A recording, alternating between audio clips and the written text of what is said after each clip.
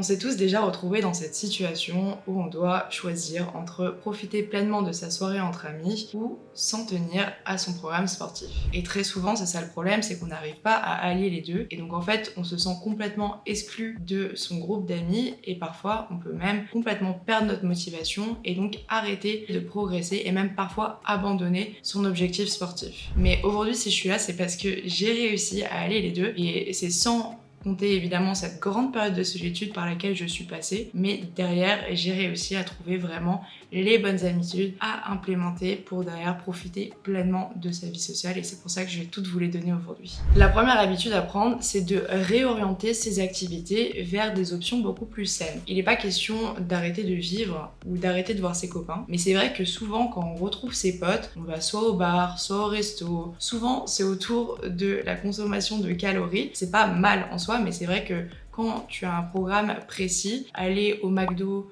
se cuiter la gueule, c'est peut-être pas ce qu'on a envie de faire toutes les semaines. Ce que je peux te donner comme conseil, c'est d'en fait proposer des activités qui vont aller plus dans le sens de ta perte de poids. Donc par exemple, au lieu d'aller au cinéma manger des pop-corn, tu peux proposer d'aller au bowling. C'est pas foncièrement différent comme activité, c'est un peu la même vibe, mais au cinéma, t'es assis, tu vas sûrement prendre quelque chose à manger, tandis que au bowling, évidemment, il y a encore ce truc où tu peux prendre à manger, mais derrière, tu es quand même actif. Tu vas lancer la boule et tout, tu vas être debout, tu vas marcher un peu, tâtonner, et en fait, juste ça, c'est de la dépense énergétique. Essaye de voir comment tu peux changer tes activités pour les rediriger vers quelque chose de naturellement plus actif. Et dans le type, il y a vraiment plein d'autres activités que tu peux faire. Par exemple, aller te promener, faire des activités culturelles comme aller au musée. Tu peux faire un escape game, tu peux faire un laser tag. Il y a vraiment énormément de choses à faire.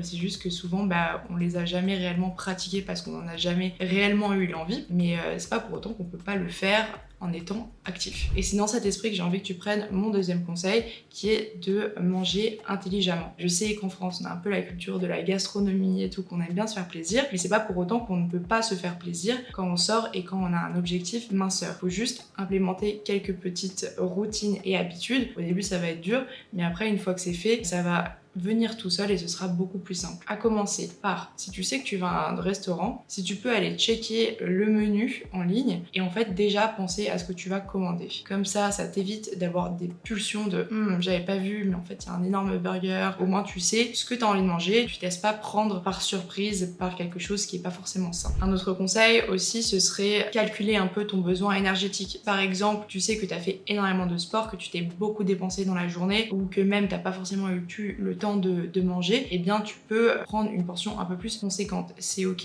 Là, il est clairement pas question de se priver, mais juste de manger intelligemment et juste de réfléchir un peu aux conséquences de ce que tu vas faire. C'est pas un repas que tu vas prendre du poids ou que tu vas tout jeter par la fenêtre, mais c'est quand même important parce que une habitude, ça doit se tenir. Il faut juste être capable d'avoir le contrôle sur ses envies, sur sa façon de consommer. La dernière astuce serait de faire du 50-50. Par exemple, si tu prends un énorme burger avec des frites, au lieu de tout manger, tu pourrais diviser ton plat et en manger que 70% et après prendre le reste en takeaway pour manger plus tard. Après, évidemment, ça dépend de ce que vous avez dépensé et de vous en général, votre besoin énergétique. Mais voilà, c'est quelques outils que je vous donne et après, c'est à vous de voir en fonction de vos objectifs. Un truc, moi, qui m'a trop énervé quand j'ai fait donc ma transformation, c'est que les gens ils posent trop de questions. Ah, tu veux pas te resservir? Ah, t'essayes de maigrir, hein, c'est pas comme ça que tu vas maigrir, tu sais. Ah, mais tu bois pas? Non, mais Lorraine, on te reconnaît pas. Ça, c'est des questions, moi j'en ai eu et j'en ai encore parfois et c'est très énervant. Une technique que je me suis préparée, qui marche pas à tous les coups parce qu'évidemment, il y a quand même des gros,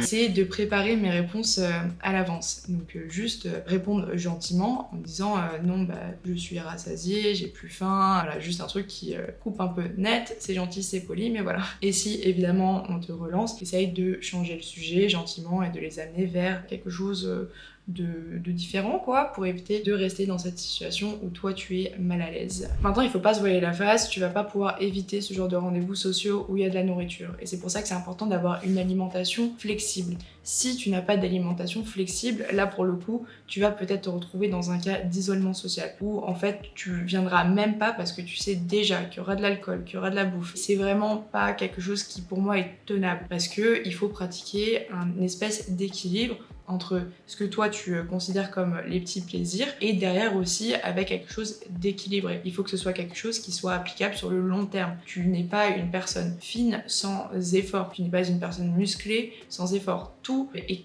une question de compromis finalement. Adopte un 80-20, moi c'est ce que je fais, 80% du temps où tu es assez équilibré, voilà, sans se priver, faut surtout pas se priver, et 20% du temps où voilà, tu t'accordes des petits plaisirs. Si tu sais que tu as des petites fringales ou que tu as besoin de manger pendant la journée ou que tu vas ce soir manger à l'apéro, essaye de le faire intelligemment, tu vois, au lieu de te jeter sur les chips et de finir le paquet, va plutôt sur les options un peu plus saines, genre les petits légumes avec le tzatziki, tout ça. Il est question de doser. Quelque chose moi qui m'a aidé, c'est que j'ai été directement transparente avec mon entourage. Tout le monde connaissait mes intentions et en fait je trouve que ça m'a beaucoup aidé pour avancer et pour ne pas donc créer de fossés, mais en plus de ça pour aussi créer de la frustration de la part de mes potes vis-à-vis de moi et vis-à-vis de mon nouveau mode de vie, juste en leur disant écoutez les gars, voilà ce que j'ai envie d'accomplir, voilà ce que ça va me demander, donc juste moi ça m'aiderait si vous étiez de mon côté et si vous pouvez juste me soutenir dans mes projets. Normalement, si tu as des potes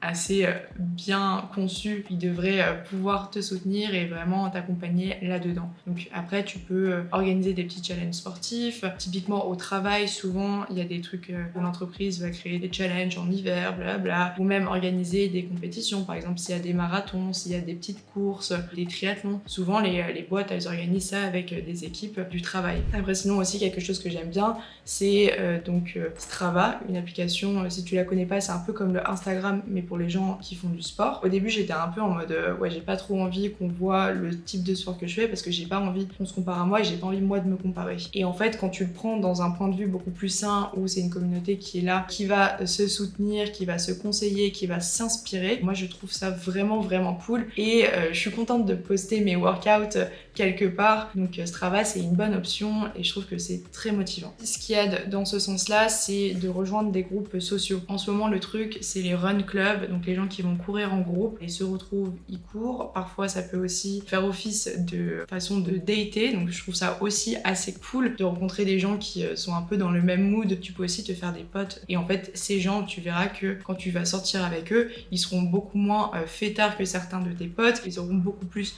de retenue, consommeront parfois de manière plus raisonnable. Évidemment là je fais une énorme généralité, mais voilà, c'est juste que c'est un cercle qui peut t'aider parce que vous allez avancer vers les mêmes objectifs. Avant-dernier conseil, il faut s'en tenir à des objectifs sociaux précis. Par exemple, je trouve que c'est important d'être réaliste. Comme je t'ai dit au tout début, il faut pas être pris par la surprise. Et je pense qu'une des clés du succès, c'est l'anticipation. Être capable de se dire, là, ça va m'apporter de la valeur. Là, c'est dangereux, je risque d'échouer. Pas te tendre toi-même des pièges parce que tu sais que vous allez sortir, que vous allez finir. Ok, créer tes objectifs sociaux, savoir où est-ce que tu as envie d'aller, où est-ce que tu n'as pas envie d'aller, et en fonction de ça, tu vas pouvoir avancer de manière beaucoup plus sereine vers ton objectif. Mon dernier conseil, c'est de garder un état d'esprit positif, ne pas se forcer.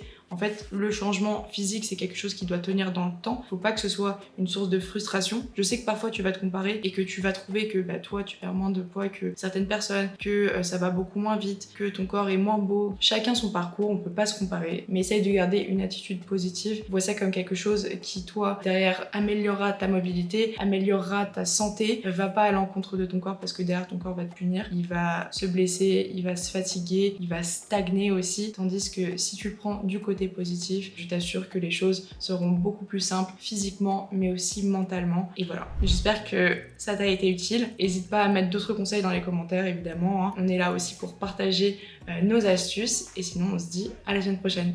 Bye.